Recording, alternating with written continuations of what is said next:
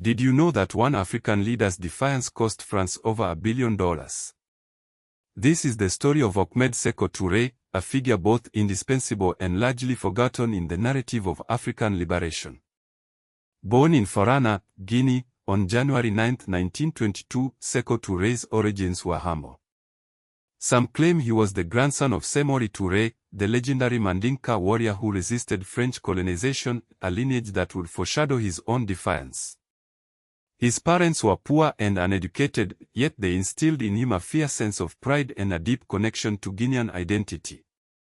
The young Touré quickly demonstrated a rebellious spirit, being expelled from school for leading a protest. This early act of defiance would set the tone for his life.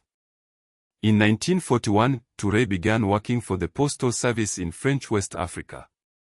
This seemingly ordinary job became the catalyst for his entry into the world of labor activism.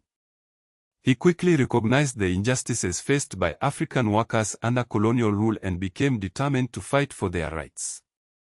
Touré's organizational skills and fiery rhetoric soon propelled him to the forefront of the labor movement. He organized the first successful 76-day strike in French West Africa. This strike not only secured better working conditions but also served as a powerful symbol of resistance against colonial authority. By 1955, he had risen to lead the Confédération Générale des Travailleurs, the largest labor union in French West Africa. He organized strikes that paralyzed colonial administration. The pivotal moment in Touré's career, and indeed in Guinea's history, came in 1958. Charles de Gaulle, the President of France, proposed the French Community, a system designed to maintain close ties between France and its former colonies. Touré, however, saw it as a thinly veiled attempt to perpetuate French dominance. On September 28, 1958, Guinea held a referendum on whether to join the French Community. Touré campaigned tirelessly for a no vote, arguing that true independence was the only path forward. The result was a resounding victory for Touré and the people of Guinea. 95% voted against joining the French Community, making Guinea the only French colony to reject de Gaulle's offer of continued association. This act of defiance triggered immediate independence on October 2, 1958, with Touré becoming Guinea's first president. France retaliated harshly. They withdrew all their personnel, dismantled infrastructure, and even took equipment like light bulbs, costing Guinea an estimated $1.5 billion, equivalent to 12 years of the country's GDP. Touré's presidency, which lasted for 26 years, was marked by both significant achievements and deep controversies. He won all elections post-independence, including a staggering 99.9% in 1982, figures that raised questions about the fairness of the electoral process. He envisioned Guinea as a socialist state, implementing policies aimed at nationalizing industries and collectivizing agriculture.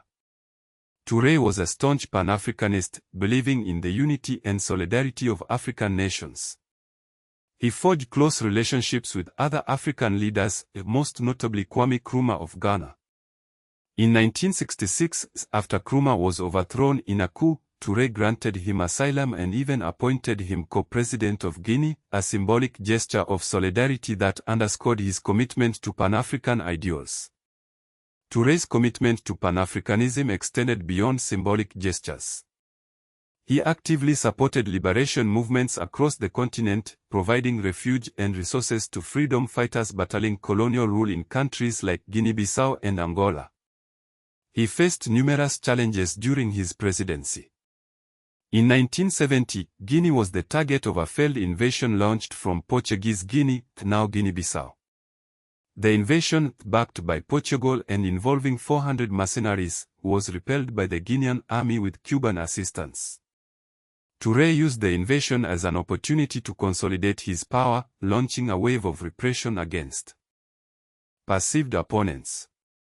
On the international stage, Touré played a mediating role in various conflicts, including the Iran-Iraq War in the 1980s. He served as a mediator for both the Organization of African Unity and the Organization of Islamic Cooperation, seeking to find a peaceful resolution to the conflict. Ahmed Sékou Touré died on March 26, 1984, while undergoing medical treatment in Cleveland, Ohio. His death marked the end of an era in Guinea. Just days later, on April 3, 1984, a military coup led by Lansana Conté overthrew his government, ushering in a new chapter in Guinean history. Touré's regime was marred by authoritarianism and human rights abuses. It is estimated that between 50,000 and 100,000 people were imprisoned, tortured, or killed in labor camps like Camp Boiro. Prominent figures such as Sari Komara and Diallo Telli were among those who perished in these camps. Touré's government also faced allegations of corruption. After his death, it was revealed that he had amassed a personal fortune of 800 million in Swiss bank accounts. Despite these controversies, Touré's legacy remains complex and contested.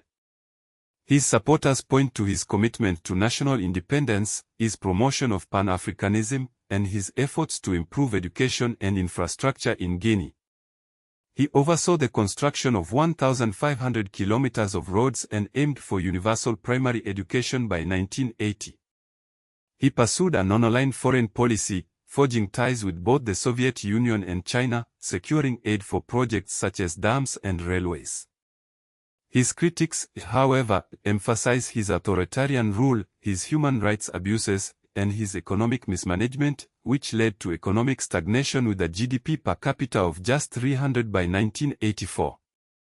Touré's impact on modern Africa is undeniable. His defiance of France inspired anti-imperialist movements across the continent. His emphasis on national sovereignty continues to resonate in contemporary African politics. His model of defiance continues to be echoed, such as by Burkina Faso's Ibrahim Traoré, who echoes Touré's purges of foreign influences. Guinea's 2021 coup cited Touré's authoritarianism as a legacy to reform. His vision of Pan-African unity foreshadowed the creation of the African Union. Ahmed Sékou Touré's story is a reminder that history is rarely simple or black and white. He was a revolutionary, a visionary, and a dictator. He was a symbol of hope and a perpetrator of violence. He was a leader who shaped a nation and influenced a continent, but whose legacy remains a subject of debate and controversy. His life serves as a potent example of the complexities and contradictions inherent in the struggle for African liberation. What do you think is his greatest legacy?